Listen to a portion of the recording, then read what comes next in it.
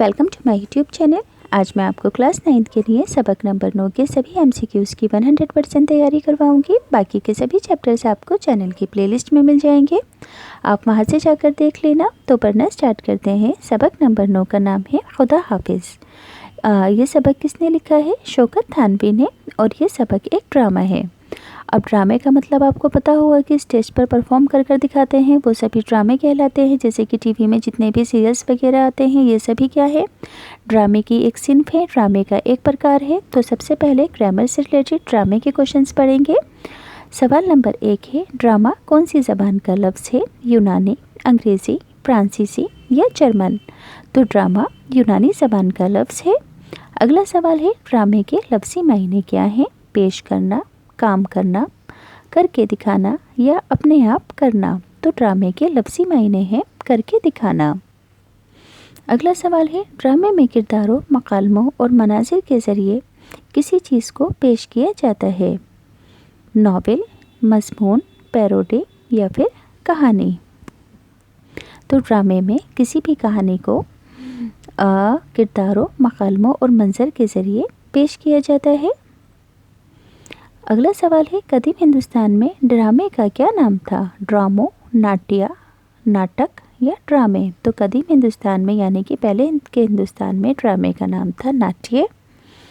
अगला सवाल है, अरस्तु ने ड्रामे को किसकी नुमाइंदगी कहा है? ज़िंदगी की, कहानी की, मज़मून की या फिर किस्से की? तो अरस्तु ने ड्रामे को ज़िंदगी की नुमाइंदगी कहा है, क्योंकि ड्रामा एक तरह से हमारी ज़िंदगी से ही जुड़े होते हैं। इसके अंदर मॉरल एजुकेशन के ज़रिए लोगों को इल्म दिया जाता है, सीखने को सीख दी जाती है।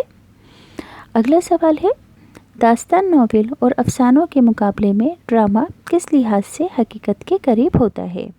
क्योंकि इसमें अल्फाज के साथ किरदार भी होते हैं, क्योंकि ये सच्चा होता है, क्योंकि कम वक्त में पूरा हो जाता है, क्योंकि इसमें मंजर किरदार के ज़रिए पेश किए जाते हैं।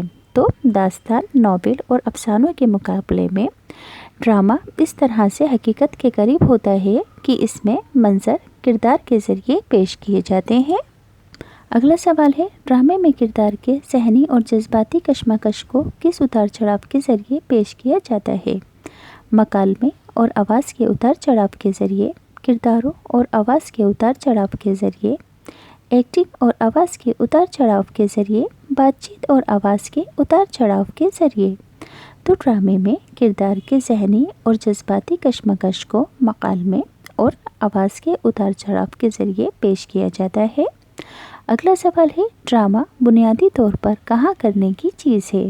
थिएटर में, स्टेज में, हॉल में या सिनेमा में? तो ड्रामा बुनियादी तौर पर स्टेज की चीज़ है, स्टेज पर परफॉर्म किया जाता है। अगला सवाल है, कुछ ड्रामे ऐसे भी लिखे गए हैं जो सिर्फ देश के लिए होते हैं, सुनने और पढ़ने के लिए, स्टेज के लिए, सिर्फ सुनाने के लिए, सिर्फ छपवाने के लिए। तो कुछ ड्रामे ऐसे भी लिखे गए हैं जो कि सिर्फ सुनने और पढ़ने के लिए होते हैं। अगला सवाल है, किस वजह से ड्रामों की मकबूलियत में इजाफा हुआ था?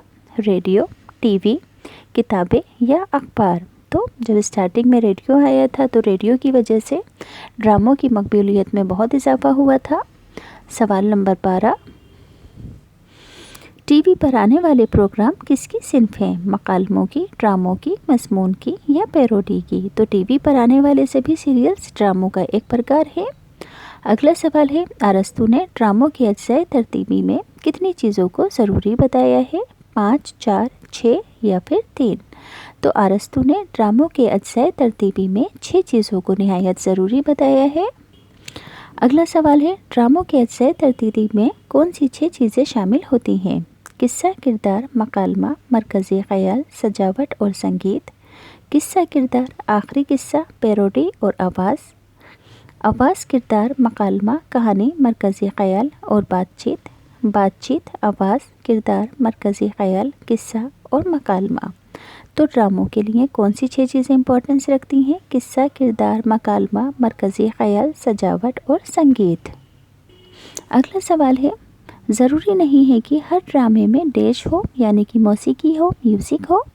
اگلا سوال ہے ڈرامے کی کامیابی کے لیے ضروری ہے کہ اس میں ڈیش اس طرح سے ملائی جائے کہ بتدریج نقطۂ عروج تک پہنچ سکے اور ناظرین یعنی کہ دیکھنے والوں کی توجہ ایک نقطہ یا خیال پر مرکوز ہو جائے۔ اوقات کی کڑیاں یعنی کہ وقت کی کڑیاں، کردار، آواز یا مرکزی خیال۔ تو آنسر ہوگا واقعات کی کڑیاں۔ ڈرامے کی کامیابی کے لیے کیا ضروری ہے کہ واقعات آپس میں ایک دوسرے سے جڑے ہوں۔ ڈرامے میں واقعات سے جو نتیجہ برآمد ہوتا ہے وہ ڈیش کے ذریعے پیش کر دیا جاتا ہے، انجام، آواز، مرکزی خیال یا پھر موسیقی۔ تو ڈرامے میں واقعات سے جو نتیجہ نکل کر آتا ہے وہ انجام کے ذریعے پیش کر دیا جاتا ہے۔ اگلا سوال ہے حق و باطل اور خیر و شر کی کشمکش بنیادی انسانی اقدار اور سماجی، قومی اور سیاسی مسائل کو ڈیش میں پیش کیا جاتا ہے۔ کس میں پیش کیا جاتا ہے؟ ڈراموں میں۔ ان سبھی پرابلمز کو یاد رہے گا، حق و باطل، خیر و شر کی کشمکش بنیادی انسانی اقدار اور سماجی، قومی، سیاسی مسائلوں کو ڈراموں کے ذریعے پیش کیا جاتا ہے تاکہ اصلاح ہو سکے۔ اگلا سوال، بس ڈراموں سے ریلیٹڈ گرامر کے اتنے ہی سوال ہیں۔ اب ہے چیپٹر کے مصنف ہیں شوکت تھانوی کی پیدائش کب ہوئی؟ 1962، 1963، 1964 یا 1967؟ تو شوکت تھانوی کی پیدائش ہوئی تھی 1963 میں۔ شوکت تھانوی کا انتقال کب ہوا؟ 1902، 1901، 1903 یا 1904 میں؟ شوکت تھانوی کا انتقال 1904 میں ہوا تھا۔ اگلا سوال ہے شوکت تھانوی کا اصل نام کیا تھا؟ محمد عمر، محمد ولی نور، محمد قاسم، محمد عباس؟ تو شوکت تھانوی کا اصلی نام محمد عمر تھا۔ شوکت تھانوی اردو کے معروف ڈیش تھے، مضمون نگار، ڈرامہ نویس، مزاح نگار یا شاعر؟ تو شوکت تھانوی اردو کے مشہور مزاح نگار تھے۔ شوکت تھانوی نے مزاحیہ تحریروں اور ناولوں کے علاوہ بھی ڈیش لکھے، ریڈیو کے لیے ڈرامے، ناول، مضمون یا انشائیہ۔ تو شوکت تھانوی نے مزاحیہ تحریروں اور ناولوں کے علاوہ ریڈیو کے لیے ڈرامے بھی لکھے۔ شوکت تھانوی کا کلام کیسا تھا؟ رواں، مزاحیہ، بلند یا پھر شوق؟ تو شوکت تھانوی کا کلام بہت رواں تھا۔ شوکت تھانوی آئے دن پیش آنے والے واقعات کو اس مزے سے بیان کرتے اور ان میں ایسے دلچسپ نکتے پیدا کرتے تھے کہ پڑھنے والا ڈیش جاتا تھا، حیران، ہنس، ڈر یا پھر سنجیدہ۔ تو پڑھنے والا ہنس جاتا تھا ان کے ذریعے لکھے گئے لیکھوں کو پڑھ کر۔ اگلا سوال ہے شوکت تھانوی شوخی اور ظرافت کے ساتھ اس کا بھی خیال رکھتے تھے کہ تحریر میں ڈیش نہ ہو، تہذیب سے گری ہوئی بات نہ ہو، رنج و غم نہ ہو، سنجیدگی نہ ہو یا مشکل الفاظ نہ ہوں۔ تو شوکت تھانوی شوخی اور ظرافت کے ساتھ اس بات کا ہمیشہ دھیان رکھتے تھے کہ ان کی تحریروں میں تہذیب سے گری ہوئی کوئی بات نہ ہو۔ سودیشی ریل، موج تبسم، شیش محل، جوڑ توڑ، کارٹون اور قاضی جی کس کی مشہور کتابوں کے نام ہیں؟ تو شوکت تھانوی کی مشہور کتابوں کے نام ہیں، مگر یہ امپورٹنٹ کوشچن ہے، ایگزام میں کس طرح سے آئے گا؟ دو کتابوں کے نام دے دیے جائیں گے۔ اب کہا جائے گا کہ سودیشی ریل اور موج تبسم ان میں سے کس شاعر کی مشہور کتاب کے نام ہیں؟ تو آپ کو ٹک کرنا ہوگا۔ تو اس سوال میں نے سبھی ان کی جتنی بھی کتابیں ہیں وہ لکھ دیے ہیں، تو آپ اس کو اچھے سے یاد کر لینا۔ اگلا سوال ہے شوکت تھانوی کیسے شاعر تھے؟ سنجیدہ، شوق، مزاحیہ یا پھر غمگین؟ تو شوکت تھانوی سنجیدہ شاعر تھے۔ اگلا سوال ہے خدا حافظ سبق کے مصنف کون ہیں؟ تو شوکت تھانوی ہیں۔ خدا حافظ سبق میں کون بنیادی کردار ہے؟ میر صاحب، میر جہاں، میر ولی یا چاچا چھکن؟ تو آنسر ہے اس کا چاچا چھکن بنیادی کردار ہیں۔ اگلا سوال ہے خدا حافظ سبق میں میر صاحب کے بارے میں کیا بتایا گیا ہے؟ ان کی بدحوثیوں کے بارے میں۔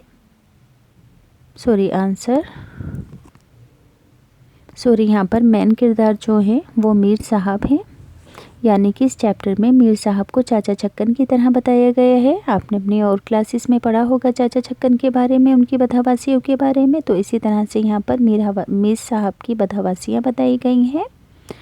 خدا حافظ سبق میں میر صاحب کے بارے میں کیا بتایا گیا ہے؟ تو ان کی بدحوثیاں بتائی گئی ہیں۔ अगला सवाल है, ड्रामा खुदा हाफिज़ में कौन से वक्त की याद को ताज़ा किया गया है? जब हिंदुस्तान आज़ाद हुआ था, जब रेल का सफ़र भी घबराहट का सबब तस्वुर किया जाता था, जब नॉवेलों का ज़माना था, जब मुल्क में बहुत गरीबी थी। तो ड्रामा खुदा हाफिज़ में उस वक्त के बारे में बताया गया है जब हिंदुस्तान में रेल का सफ़र बहुत घबराहट का सबब तस्वुर किया जाता था। अगला सवाल है, मीर साहब किस सिलसिले में दूसरे शहर गए थे? जाने वाले थे मुकदमे के रिश्तेदार से मिलने, नया घर लेने या इलाज करवाने। तो मीर साहब दूसरे शहर मुकदमे के सिलसिले में जाने वाले थे। अगला सवाल है, किस वजह से मीर साहब पर घबराहट जारी थी? मुकदमे की वजह से, सफ़र की वजह से, इलाज करवाने की वजह से या जल्दी पहुंचने के लिए? तो मीर साहब को मुकदमे की वजह से घबराहट जारी थी। मीर साहब अपने साथ किसे ले जाना चाहते थे? दोस्त, बीवी, भाई या फिर वकील को? तो मीर साहब अपने साथ अपने दोस्त को ले जाना चाहते थे। अगला सवाल है, मीर साहब ने अपने साथ जाने के लिए किसे राज़ी किया? मिर्ज़ा और शेख साहब को, भाई को, अब्बास और अली साहब को, अहमद और शाह साहब को? तो मीर साहब ने अपने साथ ले जाने के लिए मिर्ज़ा और शेख साहब को राज़ी किया। अगला सवाल है, इमाम सामान क्यों मंगवाए जाते हैं? मंगवाए जाते हैं मीर साहब की हिफाजत के लिए, मुकदमा जीतने की दुआ पूरी करने के लिए, सफ़र को कम करने के लिए, काम आसान करने के लिए। तो इमाम सामान मीर साहब की हिफाजत के लिए मंगवाए जाते हैं। इमाम ज़ामन किसे कहते हैं? मन्नत का रुपया जो कि इमाम मूसा रज़ी अल्लाह अन्हा के नाम पर बांध दिया जाता है। मन्नत का तावीज़ इमाम मूसा रज़ा के नाम पर बांधा जाता है। मन्नत की शिरनी जो कि इमाम मूसा रज़ा के नाम पर बांटी जाती है। मन्नत का धागा जो इमाम मूसा रहमतुल्लाह अलैह के नाम पर बांधा जाता है। तो इमाम ज़ामन का मतलब है मन्नत का रुपया होता है जो कि इमाम मूसा रज़ा के नाम पर बांधा जाता है। अगला सवाल है, मीर साहब बदहवासियों में सफ़र के लिए क्या इकट्ठा कर रहे थे? पूरी गृहस्थी का सामान, तावीज़, चश्मे या फिर सीटी? तो मीर साहब बदहवासियों में सफ़र के लिए पूरी ही गृहस्थी का सामान इकट्ठा करने में लगे हुए थे। अगला सवाल है, जब मीर साहब बेगम से रुखसत होने घर में जाते हैं तो बेगम उनसे से क्या बांधती हैं? इमाम ज़ामन, तावीज़, पट्टी या मन्नत का धागा? तो जब मीर साहब बेगम से रुखसत होने घर में जाते हैं तो बेगम उनके इमाम ज़ामन बांधती हैं। अगला सवाल है, जाते वक्त मीर साहब से उनकी बीवी क्या फरमाइश करती है? हार लाने की, तोते से मिलने की, जल्दी आने की या चिड़िया मंगवाने की? तो जाते वक्त मीर साहब से उनकी बीवी तोते से मिलने की ख्वाहिश करती है। अगला सवाल है, मीर साहब जाते जाते क्यों रुक जाते हैं? क्योंकि दौलत को छींक आ जाती है, क्योंकि उनकी तबीयत ख़राब है, क्योंकि देर हो गई थी, क्योंकि बारिश आ गई थी। मीर साहब जाते जाते इसलिए रुक जाते हैं क्योंकि दौलत को छींक आ जाती है। मीर साहब के जाने के वक्त शगुन कैसे ख़राब हुआ था? दौलत के छींकने और बिल्ली के रास्ता काटने की वजह से शगुन ख़राब हो गया था। अगला सवाल है, बदचुगनी के बाद बेगम ने क्या किया? मीर साहब को जाने से रोक दिया, इमाम ज़ामन बांधे, दुआ मांगी और ख़ुद भी मीर साहब के साथ चलने को तैयार हो गई। तो बदचुगनी के बाद बेगम ने मीर साहब को जाने से रोक दिया। तो यहाँ पर ये चैप्टर कंप्लीट होता है। अगर आपको ये MCQs अच्छे से समझ में आए हो तो प्लीज़ चैनल सब्सक्राइब करना, वीडियो लाइक करना।